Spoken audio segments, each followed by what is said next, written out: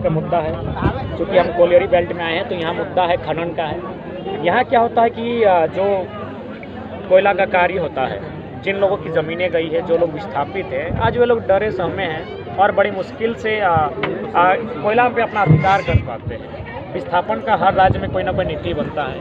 आप यहीं मध्य प्रदेश चले जाइए, जिस प्रकार हमारे यहाँ BCCL कार्य करती है, बोकारो के क्षेत्रों में CCL कार्य करती है, वहाँ NCL नॉर्दर्न कोल लिमिटेड, महाराष्ट्र में वेस्टर्न कोल लिमिटेड कार्य करती है। लेकिन वहाँ एक सर्वे की टीम बनती है। वो सर्वे की टीम सबसे पहले जाके जो लोग विस्थापित होंगे उन्हें एक अच्छा घर मकान बना के देती है, जो उनका ज़मीन आवंटन किया जाता है, और जो नियोजन वहाँ से उपलब्ध किया जाता है उसमें पहली प्राथमिकता उनको दी जाती है जो लोग विस्थापित होते हैं। लेकिन ठीक जब आप झारखंड आते हैं तो सारा चीज़ उल्टा मिलता है। यहाँ उल्टा क्या मिलता है, अभी भोली से आ रहे हैं, वहाँ 1948 का मामला है। 1948 में ज़मीन का अधिग्रहण किया गया है। 2015 तक कंपनी कह रही हमने ज़मीन को लिया है, लेकिन 2015 तक वो रसीद काटती है। अगर कंपनी ने ज़मीन लिया तो फिर रसीद 2015 तक कैसे कटा?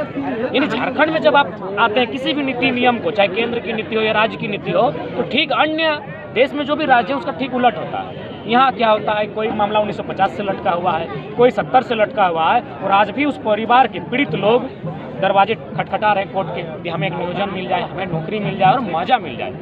लेकिन अन्य राज्यों में उन्हें ना कोर्ट तक जाने की आवश्यकता होती है, बल्कि जो कंपनी कार्य करती है वो सर्वे बनाकर खुद उन्हें अलॉटमेंट करती है, सबको घर बना के देती है और मुआवजा देती है। तो हमारी लड़ाई है, विस्थापन की लड़ाई है। हमारी लड़ाई है कि हमारे ज़मीन जगह छीने गए हैं उद्योग के नाम पर, इंडस्ट्री के नाम पर, खनन के नाम पर, तो हमारे लोगों को रोजगार से पहले जोड़ा जाए। और इसीलिए आज साल भर से आंदोलन हो रहा है। हम लोग कुछ नया चीज़ नहीं मांग रहे हैं, हम लोग वही चीज़ मांग रहे हैं जो इस प्रदेश में है। आप देखिए, जैसे माइनिंग का कार्य आपका उड़ीसा में एक इश्तिहार आया था, उसको पढ़ रहे थे, वहाँ आपका माइनिंग सरदार का पोस्ट है। तमिलनाडु में माइनिंग सरदार का पोस्ट है, वहाँ स्पष्ट लिखा हुआ था कि तमिलनाडु में तमिल भाषा का नॉलेज होना चाहिए और उड़ीसा में उड़िया भाषा का नॉलेज होना चाहिए। तो हम लोग कोई अलग कानून नहीं मांग रहे हैं, हम लोग भी वही कानून मांग रहे हैं कि भाई अगर तमिलनाडु में कोई माइनिंग का कार्य हो रहा है और वहाँ के लोग को अगर प्राथमिकता है, उड़ीसा में अगर कोई माइनिंग का कार्य और उड़ीसा के लोग को प्राथमिकता दी जाती है, तो झारखंड के लोग अगर प्राथमिकता की बात करते हैं, प्रायोरिटी की बात करते हैं, तो कोई गुनाह नहीं कर रहे हैं। उसके बाद आप देख सकते हैं हाल ही फिलहाल एक इश्तिहार आया है कॉलेज को लेकर, उड़ीसा का ही है। उसमें स्पष्ट लिखा है कि जो सरकारी कॉलेज होंगे उनमें अन्य राज्य के अभ्यर्थियों को मैंने एडमिशन लिया ही नहीं जाएगा, उनका एडमिशन लिया जाएगा प्राइवेट कॉलेज में, और भी सरकारी जो गाइडलाइन है एज पर रेगुलेशन। तो जब झारखंड के लोग झारखंड में सेम उन्हीं नियमों की मांग करते हैं, जैसा उड़ीसा में है, जैसा छत्तीसगढ़ में है, जैसा तेलंगाना में है, जैसा तमिलनाडु में है, तो यहाँ संविधान की अड़चनें आ जाती है। क्या लगता है झारखंड की सरकार, झारखंड बने हुए 22 साल हो गया है, हर बार ये दावा होता है कि हम झारखंडी का सरकार बना रहे हैं, क्या लगता है लोगों को छला जा रहा है क्या? देखिए, हर बार छला ही जा रहा है, क्योंकि अभी देखिए गवर्नमेंट के आंकड़े कहते हैं कि सबसे ज़्यादा, और ये सभी जानते हैं कि सबसे ज़्यादा खनिज कहीं पाया जाता है तो झारखंड में। देखिए, गवर्नमेंट के आंकड़े कह रहे हैं, गवर्नमेंट के आंकड़े कह रहे हैं कि पूरे भारतवर्ष में सबसे ज़्यादा खनिज अगर कहीं पाया जाता है तो झारखंड में, और उसी गवर्नमेंट का आंकड़ा कह रहा है कि सबसे ज़्यादा बेरोजगारी कहीं है तो मोस्ट ऑफ मोस्ट में झारखंड है। तो ये तो दोहरी नीति है कि सबसे ज़्यादा खनिज भी हम दे रहे हैं और सबसे ज़्यादा बेरोजगार हम हो रहे हैं, सबसे ज़्यादा पलायन हम हो रहे हैं, सबसे ज़्यादा अशिक्षित अगर हम हो रहे हैं। तो एक बार रुककर सवाल करना चाहिए कि खनिज संपदा से परिपूर्ण राज्य यहाँ के मूलवासियों के लिए क्या किया। ठीक, हेमंत सरकार के कार्यकाल जो है या कार्यशैली से इस मामले में आप कितना संतुष्ट हैं? देखिए, बिल्कुल हम यही कहना चाहेंगे, हेमंत सरकार केवल भावनाओं से खेल रहे हैं। राज्यपाल महोदय खतियान को रिजेक्ट करते हैं और महोदय पूरे राज्य में लगभग लाखों का खर्चा करके खतियानी जोहार यात्रा निकाल रहे हैं। यहाँ आपका 4 तारीख को जो गोल्फ ग्राउंड में कार्यक्रम हुआ, सुने बागमारा से 60 गाड़ी गया था। औसतन लगाते हैं, एक गाड़ी में अगर 2000 का तेल पिया तो 60 गाड़ी को कैलकुलेट कीजिए। जब एक ब्लॉक से इतना गया तो धनबाद में 10 ब्लॉक है, उसको कैलकुलेट कीजिए। और चूंकि हमको लगता है कम से कम 5-6 जिलों से लोग गए होंगे, तो उसको फिर कैलकुलेट कीजिए कितना खर्च हुआ होगा। तो इसीलिए हम कहना चाहेंगे ये भावनाओं से खेल रहे हैं। राज्य के युवा परेशान है, किसान परेशान है, रैयत परेशान है, कंटिन्यू लड़ाई लड़ रहे हैं, और लड़ाई इस कदर लड़ रहे हैं कि मैंने मारपीट उनके साथ हो रही है। अभी देखिए, CSF और ग्रामीणों में थोड़ी सी झड़प हुई है होली में, कुछ CSF भी घायल हुए, ग्रामीण भी 8-10 घायल हुए हैं। तो क्यों, आखिर क्यों?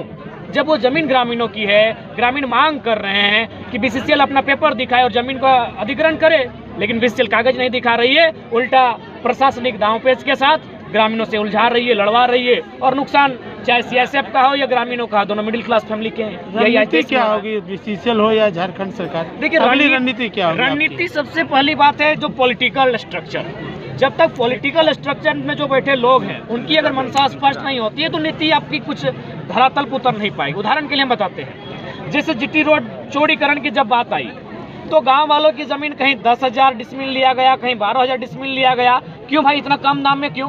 ना जो हमारे सांसद हैं, जो उस क्षेत्र जितने भी सांसद हैं, उनको कंपनी ने पहले ही पैसा दिया।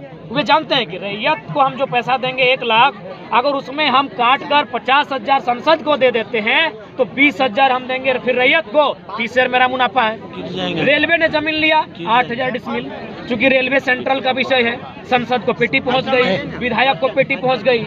यानी बीसीसीएल हो या रेल हो, सेल हो, भेल हो, अगर उनको बैकफुट पर लाना है और अगर उनको राज्य के हित में कानून बनाने, माने कानून जो बना है उसके अनुरूप कार्य लेना है, तो उसके लिए जो हमारे पॉलिटिकल स्ट्रक्चर हैं उन्हें ढंग से काम करना होगा। हमारे जो पॉलिटिकल स्ट्रक्चर हैं, चाहे एमएलए हो या एमपी हो, मैक्सिमम उनका आंकड़ा खुलेगा ही खुलेगा, आज नहीं खुले कल खुलेगा।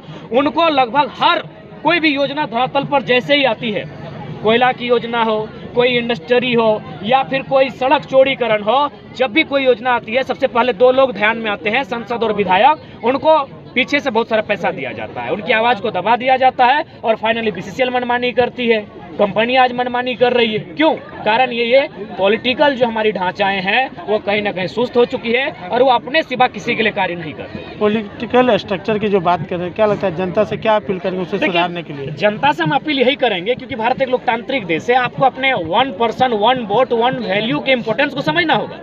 हमने अभी तक क्या किया है, चुनाव जैसे ही चुनाव नजदीक आता है 2 दिन रात पहले वोट जो डिसाइड होता है वो कहीं ना कहीं पैसे के दम पर डिसाइड होता है। अब रामगढ़ अभी चले जाए, बहुत ताजा उदाहरण आपको देखने को मिलेगा। तो पैसे के दम पर वोट डिसाइड होते हैं। तो इससे क्या है कि जनता को अपने 1 पर्सन 1 वोट 1 वैल्यू का महत्व का पता नहीं चलता है और फाइनली वही जनता जो अपने वोट को बेच कर नेता को चुनती है, वो नेता पैसे को वसूलता है और फाइनली उसके सामने कुछ नहीं बचता है। वो ना बोल पाती है ना चिल्ला पाती है, क्योंकि ऑलरेडी अपना जो ताकत है, सर्वश्रेष्ठ ताकत जो हमको वोट कहते हैं, वो बेच चुकी होती है। इसीलिए आज 22 साल के बाद झारखंड की जनता को पॉलिटिकल रिफॉर्म के बारे में सोचना होगा। एक ऐसा पॉलिटिकल रिफॉर्म हो जहां माने ऑनेस्ट कैंडिडेट चुनकर जाए और उसके लिए ऑनेस्ट पीपल भी हो, जो वोट दें उनको वे लोग भी ऑनेस्ट हो, किसी लाभ में नहीं, किसी माने अपने रिश्ता नाता में देखकर ना पड़े। बिल्कुल एक स्वच्छ कैंडिडेट को देखें जो विधानसभा के भीतर या फिर जो भी पॉलिसियां धरातल पर आएंगी, जो भी केंद्र की पॉलिसी हो, राज्य की पॉलिसी हो, यदि जनता के अहित में हो तो उसके खिलाफ मुखरता से वो आवाज को रख सके। लेकिन आप देखिए, कहीं भी देखिए कोई विधायक बोलते हैं नजर भोली में इतना बड़ा कांड हुआ, आज 5 साथी अरेस्ट किए गए हैं, सब पढ़ने वाले लड़के हैं, कोई ना विधायक का बयान आता है। सिंदरी में इतना बड़ा कांड हुआ, कोई विधायक सांसद का बयान तक नहीं आता है। इतनी बड़ी बड़ी घटनाएं हो जा रही, क्यों ना? सबका पीछे से बहुत बड़ी मात्रा में पैसा का सेटिंग किया गया है। राजनीतिक पटल पर कुछ तैयारियां कर रहे हैं क्या? देखिए, हम लोग तो स्पष्ट कह दिए हैं कि हम लोग चाहेंगे कि पॉलिटिकल रिफॉर्म हो, वो पॉलिटिकल रिफॉर्म एक आइडियोलॉजी का हो, इंसान व्यक्ति का ना हो, वो कोई पर्सन का ना हो कि चेहरे को देखकर रिफॉर्म होना, एक आइडियोलॉजी हो। आपको जो समर्थन मिल रहा है, क्या कुछ राजनीतिक तैयारी भी चलेगी क्या? देखिए, हमने स्पष्ट कहा कि अगर जो भी पॉलिटिकल पार्टियां रूल कर रही हैं, अगर वो राज्य के हित में कार्य करती हैं तो हम लोग को कोई आवश्यकता नहीं है, लेकिन हित में कार्य नहीं करती हैं तो इस आंदोलन को कहीं ना कहीं पॉलिटिकल रूप देना उस समय की मांग होगी और जो पब्लिक की डिमांड होगी उसके अनुरूप आपको करना होगा। और नहीं करेंगे तो फिर आपको लोग बागी कहेंगे, लोग आपको दोषी कहेंगे कि हम तो अच्छे खासे सो रहे थे, हम बुरे थे, अच्छे थे, मरे थे, आपने जगाया क्यों? तो इसीलिए हमारी प्रयास होगा कि जो भी पॉलिटिकल पार्टियां इस राज्य में रूल कर रही हैं वो राज्य के हितार्थ के लिए नियम बनाए, नहीं तो फिर आने वाले दिनों में युवाओं में जो आक्रोश दिख रहा है, जो खासकर छात्रों को लेकर, नियोजन पॉलिसी को लेकर, मुझे लगता है 2024 में बहुत बड़ा बदलाव देखने को मिलेगा।